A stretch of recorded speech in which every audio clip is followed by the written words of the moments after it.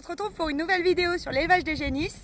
Alors pour en apprendre plus sur l'élevage des veaux, regardez cette vidéo.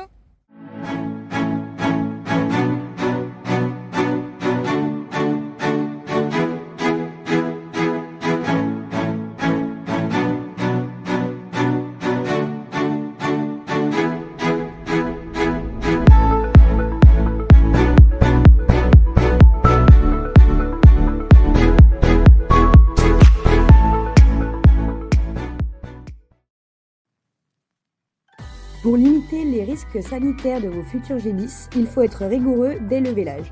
Il doit avoir lieu dans un environnement propre et sec pour limiter l'invasion de bactéries. Ensuite, dans les 4 heures suivant la naissance, le veau doit avoir bu 4 litres de colostrum pour maximiser le transfert de l'immunité. Car, durant la gestation, le placenta de la vache ne permet pas de laisser passer l'immunoglobuline. Donc, le veau naît sans anticorps. Le colostrum est donc la seule solution pour apporter la bonne immunité au nouveau-né.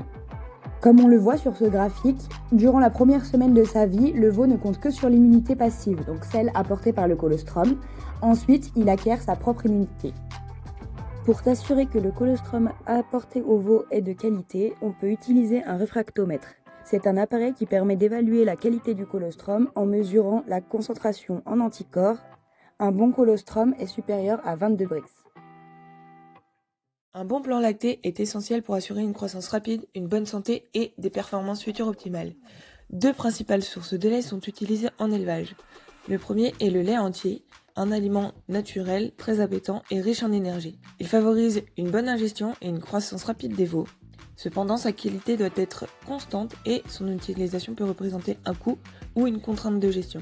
Un lait trop gras va entraîner une mauvaise digestion, un ralentissement du développement du rumen ainsi qu'une croissance irrégulière. De plus, un lait trop riche va provoquer des problèmes sanitaires tels que des selles liquides ou graisseuses et une augmentation du risque de maladies digestives. Voici un exemple de plan lacté avec un lait entier.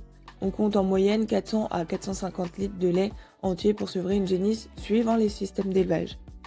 Le lait à cellules n'est pas conseillé pour les veaux. Il est moins stable en termes de taux et donc les veaux auront une croissance plus irrégulière. L'idéal c'est de donner du lait de tank. Le lait en poudre est une alternative pratique et sécurisée. Il offre une composition régulière, une bonne conservation et une maîtrise précise des apports nutritionnels, notamment en termes d'énergie et de protéines. Il faut tout de même prêter attention à la préparation. Soyez vigilants sur la préparation, respectez les quantités de poudre ainsi que d'eau et la température de l'eau doit être à 50 degrés à la préparation pour 40 degrés à la buvée. Veillez à ce que la poudre soit bien mélangée. Un bon mélange à la bonne température, c'est essentiel pour garantir la digestibilité. Voici un exemple de plan lacté.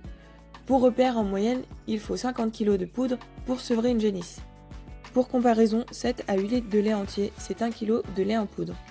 Il existe différents types de distribution pour le lait entier ou bien en poudre, tels que le milk bar, le dalle, le seau, le biberon, mais le plus important, c'est la régularité du lait et non le type de distribution. Un plan lacté maîtrisé, qu'il soit basé sur le lait entier, le lait en poudre ou bien une combinaison des deux, c'est un investissement clé pour l'avenir du troupeau. Des femelles bien démarrées aujourd'hui seront des vaches performantes demain. En revanche, il ne faut pas négliger la complémentation durant la phase lactée. Et oui, pour assurer le bon développement du rumen, le veau a aussi besoin d'eau. Dès la naissance, il faut mettre à disposition de l'eau propre. Ils ont aussi besoin de fibres pour stimuler la domination. Et ensuite, il faut bien choisir ses concentrés. Ils doivent être appétants et doivent être distribués matin et soir à volonté. Les refus doivent être retirés afin de conserver l'appétence.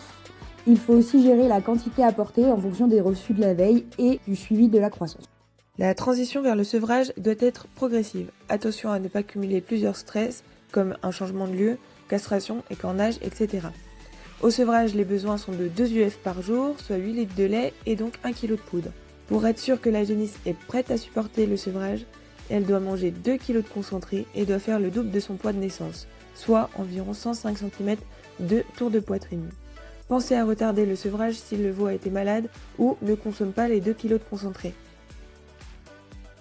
Le logement individuel, en bâtiment ou en niche extérieure, est surtout utilisé en phase de démarrage. Il facilite la surveillance du veau et limite les transmissions des maladies. Le logement collectif est mis en place plus tard.